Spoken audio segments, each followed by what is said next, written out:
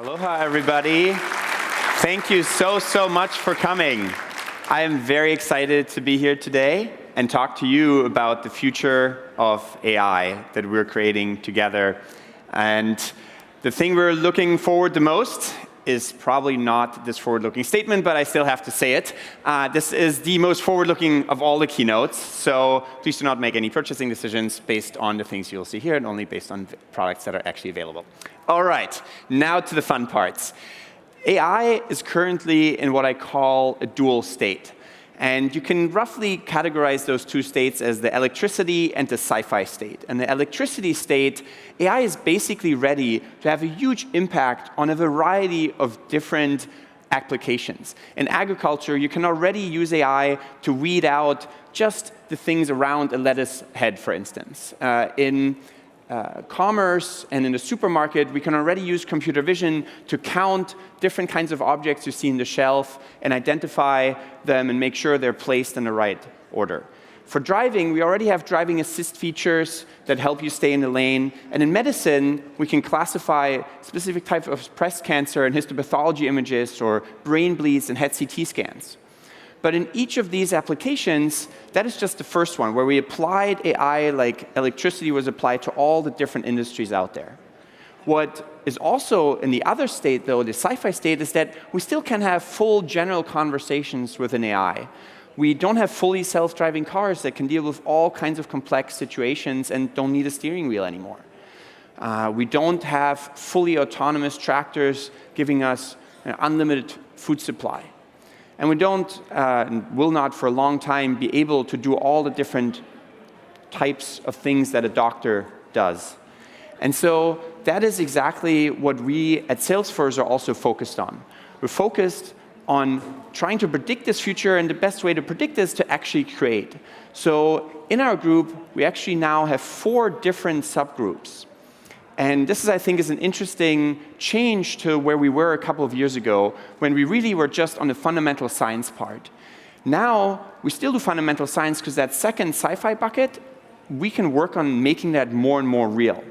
But we also work on applied research, things that we know we can do, but we can do them better and we can do them in a CRM context. For instance, machine translation is something we can do pretty well. You can use Google Translate, but you might want to translate Salesforce documentation and not accidentally translate Salesforce as the force of the sale into Japanese or German.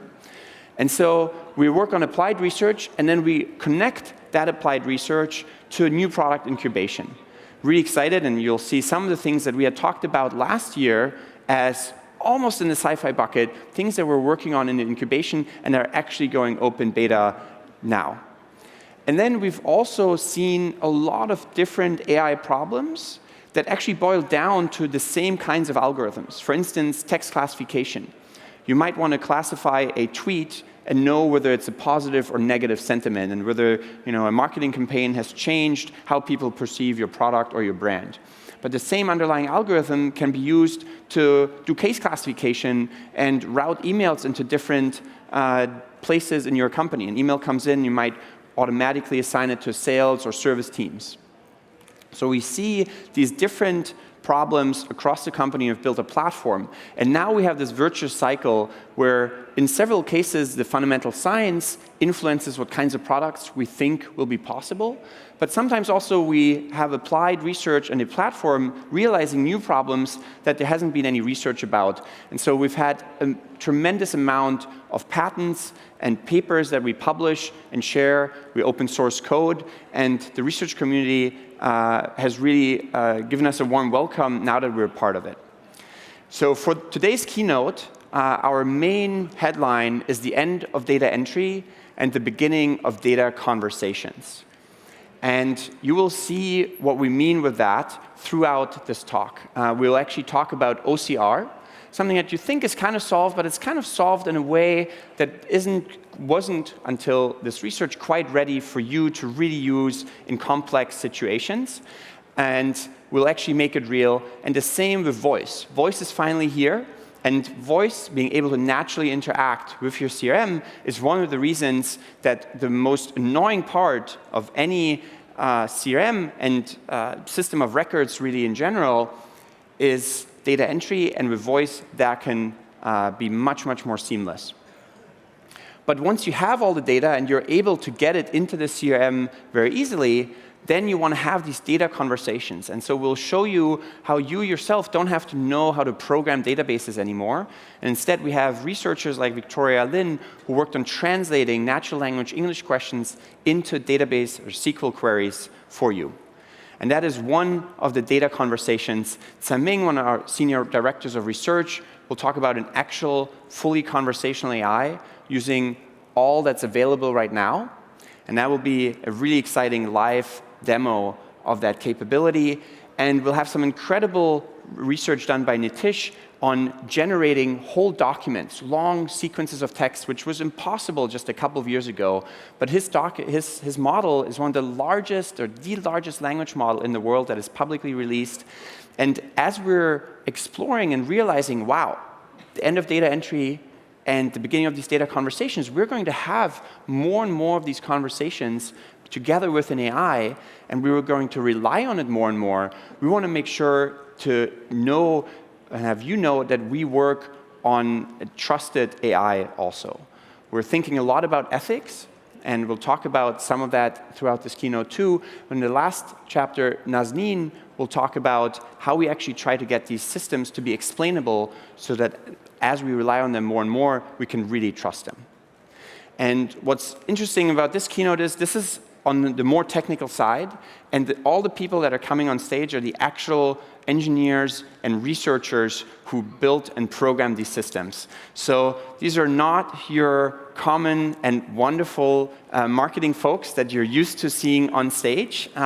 So hopefully we'll give them a round of applause when they come in, and give them the benefit of the doubt.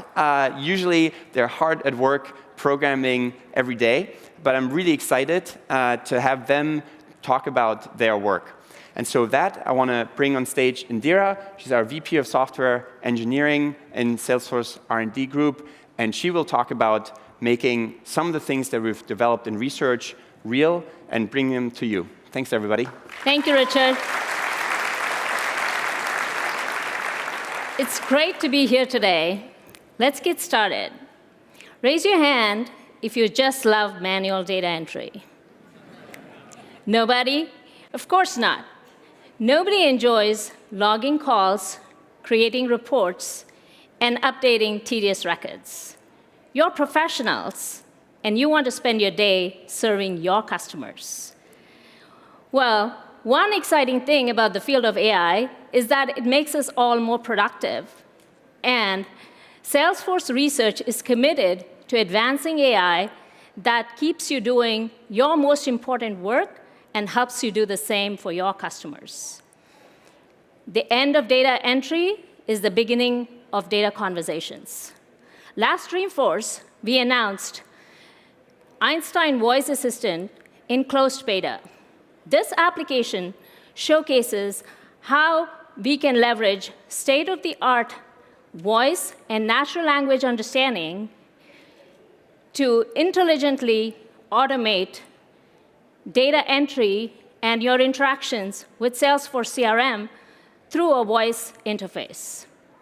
We are very excited today to announce the open beta of Voice Assistant available to all our customers.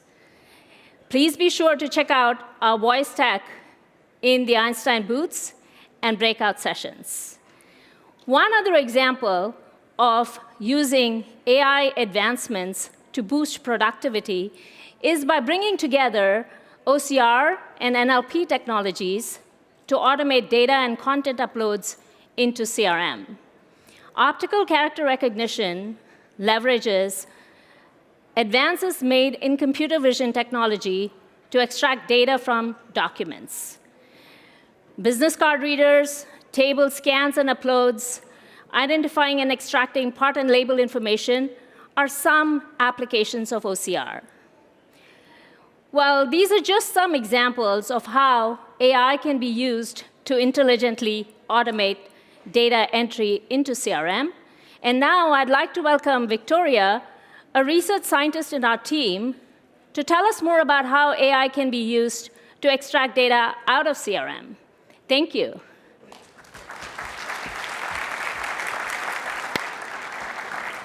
Thanks, Indira. It's so great to be here. Well, how many of you are familiar with SQL query? Raise your hand, please. I saw lots of hands. Thank you. So there are definitely lots of SQL experts among us today. For those of you who just raised your hand, great. This session is going to be really relevant to you. And for those of you who didn't, I have some good news for you in just a second. Lots of enterprise data exists in relational databases. Whether I'm a CEO who wants to hear the sales performance of flagship product, or a marketing officer who wants to learn the distribution of customers, it typically requires me to know a query language such as SQL, using a specifically designed dashboard, or having a team of analysts to run reports for me. But what if you could query your databases by simply asking a question using natural language? Let's imagine the following scenario together. In this scenario, I'm no longer Victoria the scientist. I'm the CEO of NTO, a startup company that offers sports products. As a small business owner and a trailblazer, I'm wearing multiple hats. I need to make sure the core business is going well, as well as understanding the market to gain important insights. And oh, latest delivery. Let's quickly import that shipping invoice. Yeah, I forgot to mention, keeping track of shipment is also one of my hats. But fortunately, this part doesn't take me much of the time, thanks to Einstein Vision OCR. Here, I just took my smartphone, open the Quip app, and I take a picture, make some small adjustment, and I can let the algorithm do the rest. Let me take another picture. Yes, sometimes research. OK, so make a small adjustment. Down, spreadsheet. So here it scans the entire shipping table, understanding the table headers, as well as the contents in the rows and columns. It does a couple of checks to make sure everything is correct. And boom, in the end, I got a spreadsheet.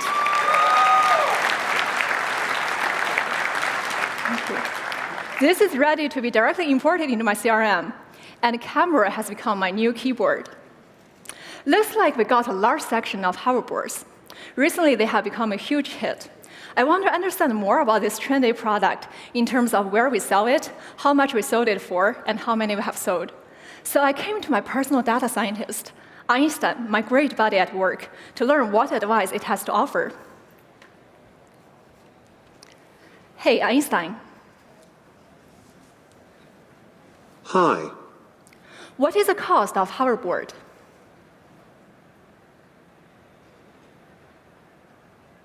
$500.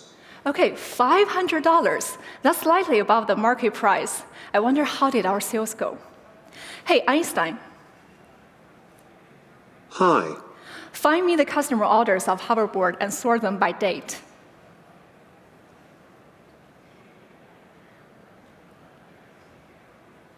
There are 2,990 in total. OK, up and to the right. I wonder where all my hovering customers come from. Hey, Einstein. Hi. Find me the customers who order the hoverboard and group them by location. Sorry, I don't understand. Let me try Could again. you please try again? Hey, Einstein. Hi. Find me the customers who order the hoverboard and group them by location.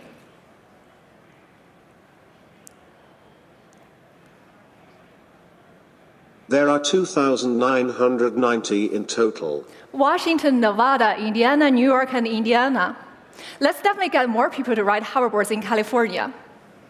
So there you have it, folks. With Einstein's smart speaker, I can simply speak to my CRM and get insights that usually come from a highly skilled team. Isn't this awesome?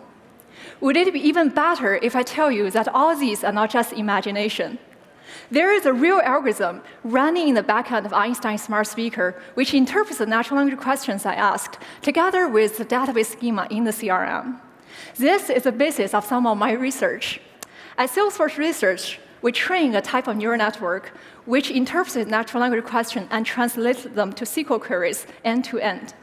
With Text-to-SQL, the user simply issues a question in natural language, and the system will take care of the rest.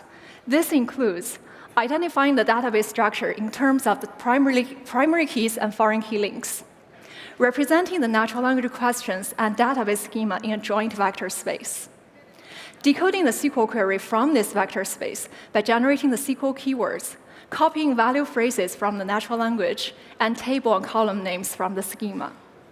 The generated query is executed on the database. And finally, a post-processing module takes the execution results, extracts the dictatable information to send to the smart speaker, and T data attributes to be rendered into accessible visualizations. I'm super excited about this work because natural language is the most important way for everyone to communicate with their CRM. Because the model takes both the natural language and the database schema as input, it can be adapted to the custom database schema you have. As you probably know, Salesforce recently acquired Tableau. We are looking into more collaboration between Salesforce Research and Tableau Research in terms of combining natural language processing with data analytics. This is a huge step towards democratization of data. We are looking forward to bring this piece of research out of the lab to help you and your team work faster and dream bigger. I have given you two examples in terms of the end of data entry and the beginning of data conversation. Next, I'm going to welcome Caiming Xiong, our Senior Director of AI Research, to talk about a very compelling case of the future of conversational AI. Thank you.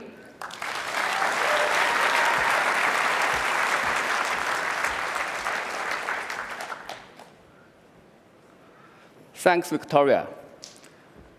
Victoria's work is 100% built based on our Salesforce Research speech recognition and text-to-SQL. It's a real demo, right? OK. We just heard about how the AI can make us all more productive. Now, let's talk about how the future of AI is conversational. I think most of you may have this type of experience. When you make a call to a customer service center, you are told, "Dear customer, your call is important to us. Please continue to hold." Then they play you some random music. Well, it is pretty hard to feel important after you heard this sentence for 10th time. And the music isn't even good. Actually, that is not the worst part. The worst scenario will be hearing that. "I'm sorry. Please call us back again during our business hours. Thank you."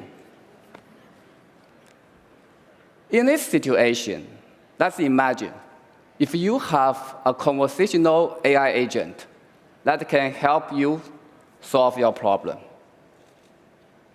Here, we will present a demo of conversational AI agent that can do human authentication, handle interruptions, and process multiple tasks in a single conversation. The background story of this demo is I ordered some pizza for my team since we are working so hard for this keynote. Everyone is starving right now. Before I started, I want to emphasize again, this is a real demo. I will call it from my phone. I can't promise what will happen. So hopefully, the signal is stable. Everything goes fine. Let's do it. Fingers crossed.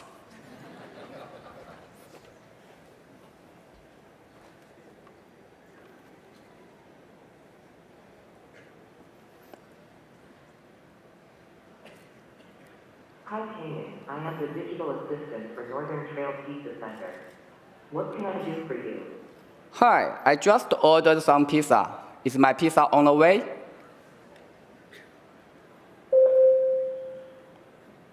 Oh, sure. I'd be happy to help you check your order status. For security, what is your email address? Sure. My email is KINGSI@salesforce.com.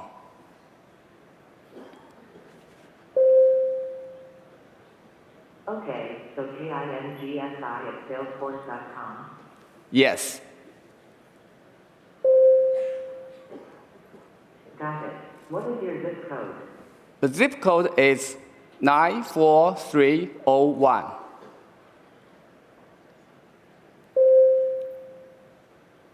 Okay, I have verified your account. One moment, please. From what I can see here, it looks like your order for 10 pieces of combo pizza has been placed, but not yet shipped. Great. Oh, wait. Could you please hold on a second?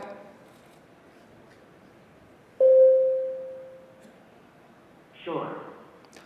I forgot to ask. Anyone want some pizza? Yeah, I see someone wants it. Let me do it. Okay, I'm back.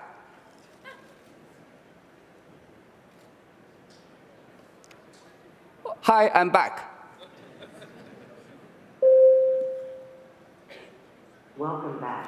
What can I do for you? Please add 5 more pizza to my order. Oh, sure. I'd be happy to help you add more to your order. Okay, so 15 combo pizzas in total? Yes. Is there anything else I can help you with today? No, I don't think so. Sounds good. I'm glad I could help. Thanks for calling, and have a good one.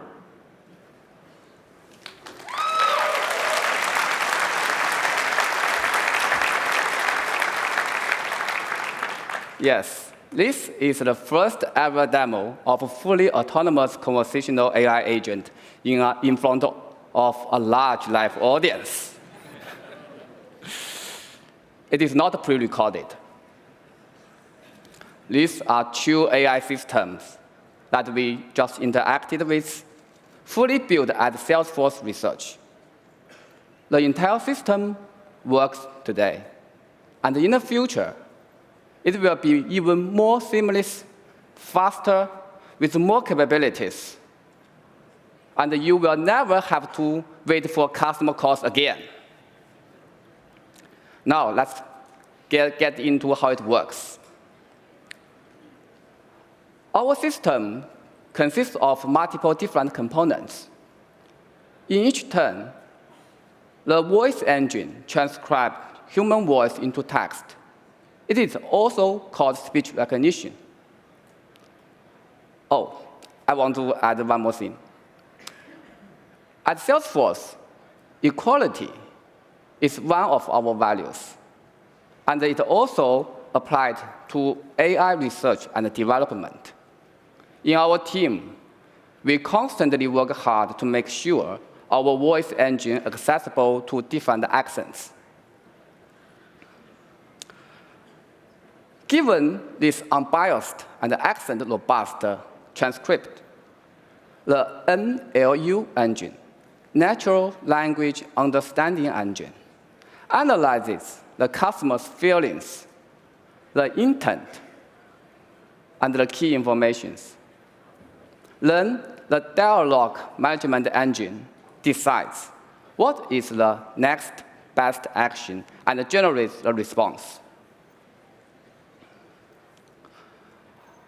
More concretely, in our demo, I told the agent I ordered some pizza and asked, is it on the way? The system detected my intent was to track the pizza order. So the dialogue management engine decided to authenticate and verify the caller's identity. It triggered the authentication task and asked me for the information, my email and zip code. Of course, this is configurable for different companies. After the authentication task, the system continued the uncompleted tasks. In this case, checking my order status. Also, our system is not just for single tasks. It can easily embed more tasks. and even handle human interruption.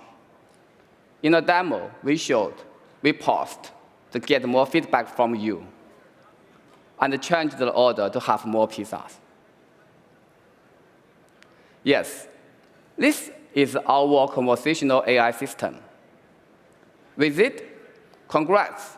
In the future, you can build your own AI agent for your customers. Well, but we know not all conversations happen with our voice. Next, let's welcome Nitish to tell us more new advancements in natural language generation. Thanks.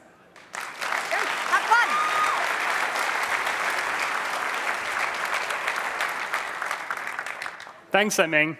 I'm thrilled to be here today to tell you about some of the research that I've been doing. We truly are at a point where data entry is behind us and data conversations are our future. And a key component of that future is going to be automatic natural language generation. And without knowing it, many of you probably use this in your daily lives already. This could take on the form of email autocomplete, where you start typing your email and your favorite email engine completes it for you. It could be for machine translation, where you convert between one natural language, say English, to another, like Japanese. It could be to solve and triage your customer complaints online, or to correct your grammar, both at word and phrase level. These are all great technologies, but they typically happen at sentence or snippet level.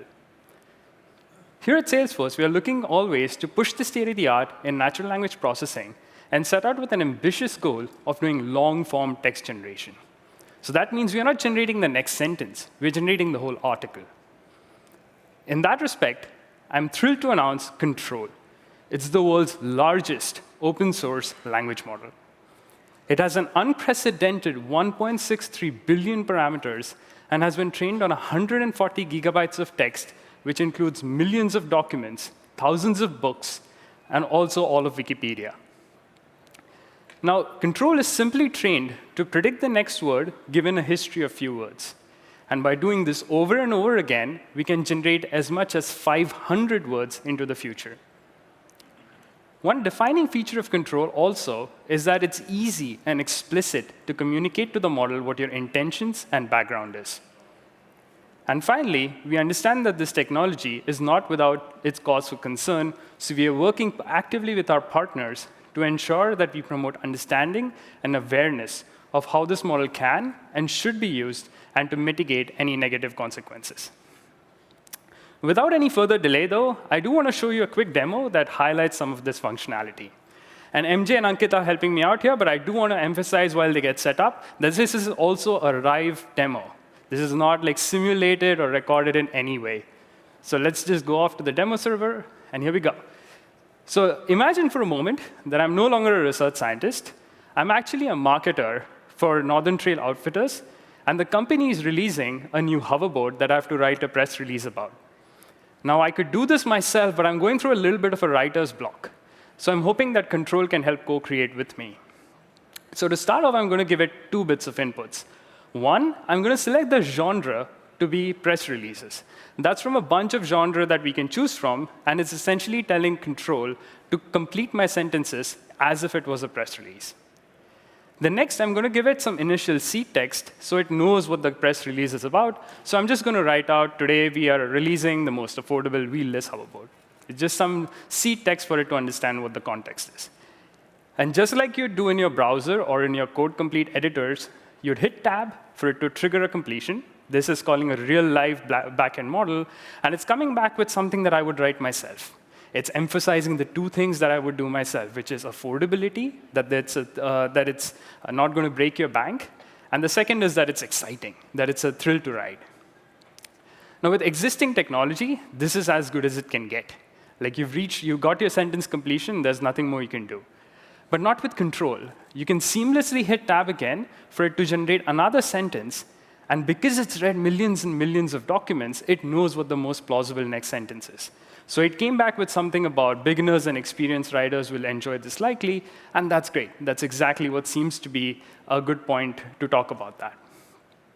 Now, I could keep tabbing and keep getting control to generate more and more, but that's not the point of this. And I feel a little bit more confident about the press release. I'm going to intervene. I'm going to co-create, and I'm going to say that this board has a maximum range of, to sort of trigger it, that sort of completion. And I'm going to hit tab, and just like before, it's going to come back with something reasonable. It comes back with 20 miles.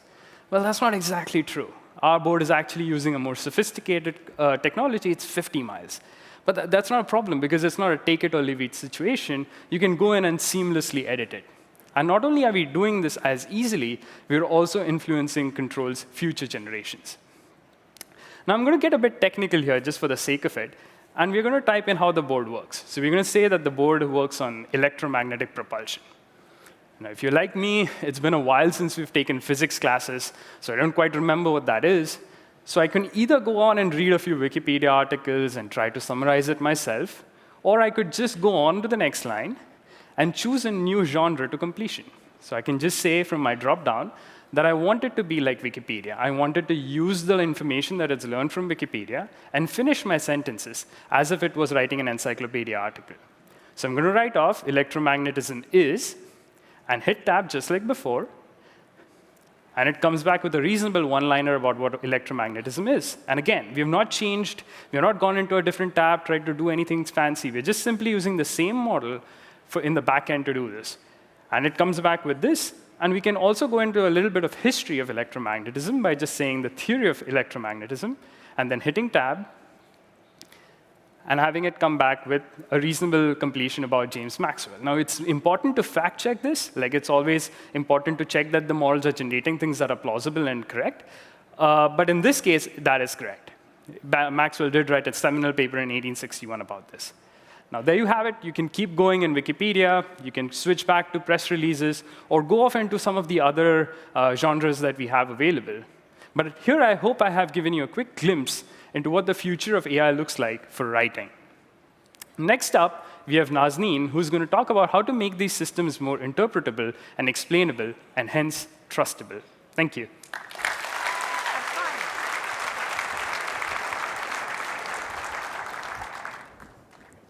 Thank you, Nitish. Explainability is crucial for us humans to have meaningful interactions with AI systems, to understand AI safety, and to take appropriate actions.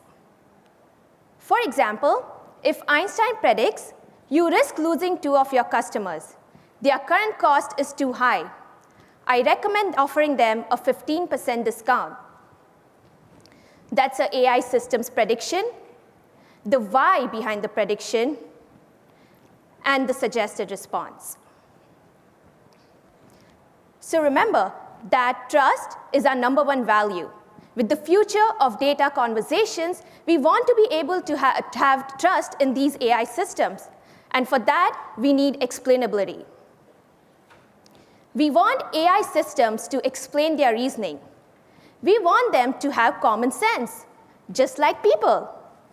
So I trained a language model similar to what Nitish demonstrated to generate common sense explanations.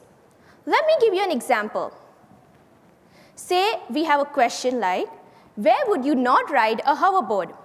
And the options are road, grass, or ocean. Imagine that this language model has seen FAQ pages along with all of Wikipedia and several hundred books. So it generates an explanation that looks something like, a hoverboard can be ridden anywhere on land. In the next step, the AI classifier takes this explanation along with the original question and the answer choices and selects the right answer. Because the AI system can explain its reasoning, it can make better predictions. To learn more about my work on explainable AI, please join me in my session on Thursday. The details are on the slide. Once you understand the why behind your AI system's prediction, you'll be able to trust it even more. Thank you. Now back to you, Richard.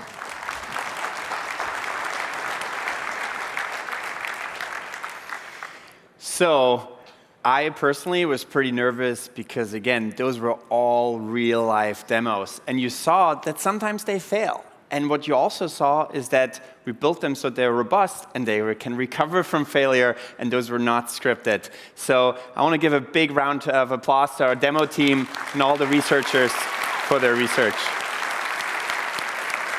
What you could also see there were our values. Trust is our #1 value, so that bot actually announced itself as a bot. We're not trying to fool people into thinking they're talking to people, even though right now that might not look like that realistic because there's a beep and so on. But as we're making this better and better, we'll continue to have that trust and be clear about what your customers are communicating with. We also think about customer success, trying to make it seamless to do data entry, and that OCR system was indeed given an extra tough challenge because I'm sure you're a little more nervous when you take that picture on a big stage. And when it comes to equality, I'm really excited that this also works no matter what your linguistic background is and where you come from, and eventually also for different languages.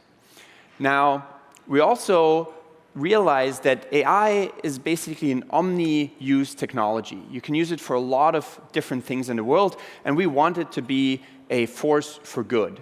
So we have a special subgroup inside Salesforce Research that works on applications that have actually zero product and monetary impact necessarily. But we feel like the world would be a better place if they are successful and supported and researched. We work on histopathology, trying to classify breast cancer, and you'll see next year some of those papers and research results coming out, and hopefully also actual products and collaborations with universities and hospitals. We also work with the Global Fund for Women on helping to continue to make their grant-making process better, using natural language processing to understand for a large organization that gives out millions and millions of grants and grant money to support girls and women's causes all over the world, how they can continue to have an unbiased, equitable, and even more efficient process in supporting different groups all over the world. And I'm very excited about this. We also work on counting sharks. You might be like, what? I thought I'm in Salesforce and Dreamforce. Where's the customer story? But there are a lot of customers. A lot of our customers are surfing, and sharks are incredibly important for our ecosystem. People are obviously even more important, and they're both wonderful, but it's better when we keep them a little separate. So I'm going to play this film first, and then we're going to talk to some of the main researchers from the Benioff Ocean Institute and a wonderful friend of mine right after. Let's play the film. The fact of the matter is that sharks are not super predators in the oceans. People are the super predators in the oceans in terms of what we're doing to change ocean ecosystems. Life would be very different without sharks, and very clearly would not be better for us.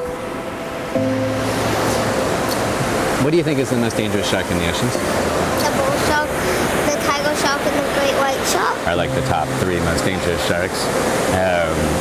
But all things considered, they're not very dangerous. Not very dangerous. A selfie's more dangerous. A selfie. A hot dog's more dangerous. It's true. We have pretty frank conversations, he and I, about sharks, and it's not something that we ignore. It's something we talk about directly, because I want him, a pretty smart kid, to process that there are things out there that he needs to respect. I think the thing that creates fear is a lack of understanding. If you don't understand and have data about what a shark is and when it's around, you start to fear them. So this is why the AI is cool to me, because it's creating this new stream of new data which helps us get to that point of thoughtful respect for these creatures.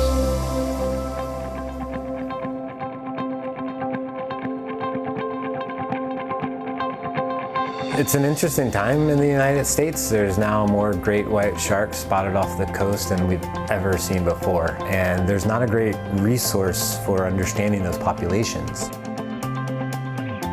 You can use cool technology like drones to look for sharks, look for wildlife. You can use really cool software like artificial intelligence to be able to search all that video. And if you're a seal that's up close to the surface, if you're a dolphin that's close to the surface, if you're a shark that's close to the surface, it'll be able to see it. With this particular project, we're using 2 different technologies that are available at Salesforce. What we've done is we've taken the Field Service Lightning platform and we've coupled it with Einstein Vision. And so we've built a special model, a special AI model that understands sharks, specifically great white sharks and their sizes. Nature creates, in theory, so much data. In practice, nobody has the time to look at the ocean for hours and hours and then count that one shark. And so AI can kind of automate things that no human could do. If ever there was a time in ocean history where we needed these tools, we needed this intelligence, we needed more AI and smart people and new communities trying to put tools together, it's now. We want to understand, how is climate change affecting them? Why are they coming to the coast in larger and larger numbers and for longer periods of time? We can have really current, up to the minute information, hopefully, and make a really good educated assessment on whether this is a good day to swim or not. We're getting texts every day that tell us what the AI is picking up and what it's not picking up. We can use AI to identify and educate us on the movements and the sizes and the activity of some of these juvenile great white sharks. I didn't really know how this was going to go down, shark's blown up here on my phone. I'm going to ignore that. Hang on a sec. Do you want me to talk about this? We saw one great white shark just north of the creek mouth. It looked around 10 feet smaller than the individual we saw yesterday. It started close to shore, swam around 100 meters out. Sounds like there's another shark down there. Your son's down there. Yeah, right. So Finn just dropped him off at surf camp at 9, right, which is just minutes before the text came in. It changes the way I'm thinking about my day. So this is sort of what this is about. It's about trying to understand a little bit more about what's going on down there at the beach so those camp counselors can make a smarter decision about how much time they're spending in the water. We all communicate with the other surf camps and the other surf instructors on the beach. It's just better additional information that lets us, in theory, maybe get like a step ahead. I think that's the value of this project, is really using the AI to create this data stream so that they can do what they love, which is in this case, connect to the oceans, fall in love with the oceans, but do it more safely than they were doing before we started this. It's up to us as researchers in both AI and collaborating with people in other fields to find the most positive use cases and actually double down and work on those. You want to go surf? Let's do it. Okay, come on. My goal is to catch 20 waves. 20 waves? I want to catch 30 waves, okay? Here's a big tech company, but they care about the oceans. They care about making sure that these same tools are useful for people in a community like mine. This is like exactly what our Bending Out the Ocean initiative is about. Take some smart people, some smart tools, maybe originally built for another purpose, but you bring it in to help with something that's, you might say, more important, which is about community safety, about the future of our oceans, about kids, right? That for me is like the essence of what AI for good is.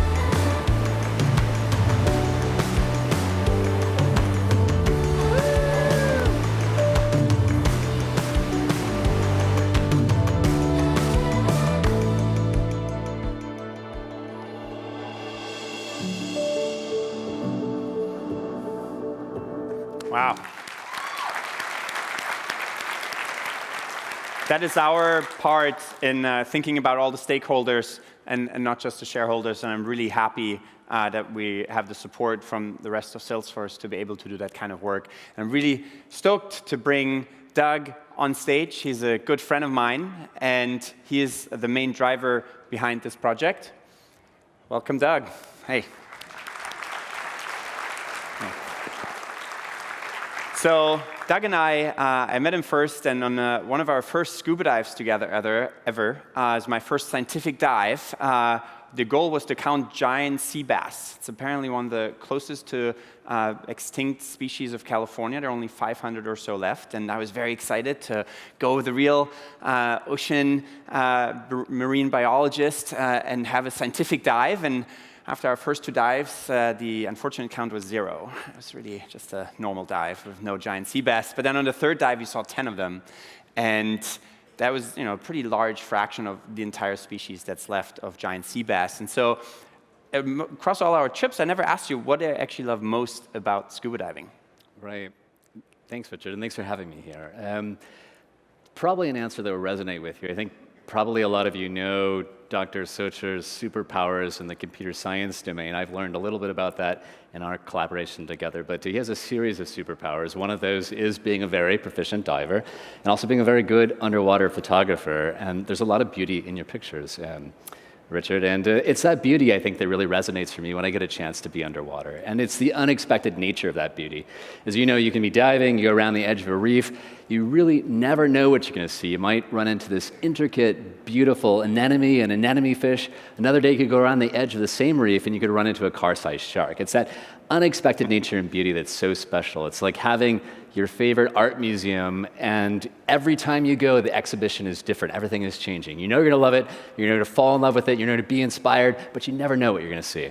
Nice. So most people, when they think about AI, they might think CRM and service or self-driving cars. Few people think about the oceans when it comes to AI.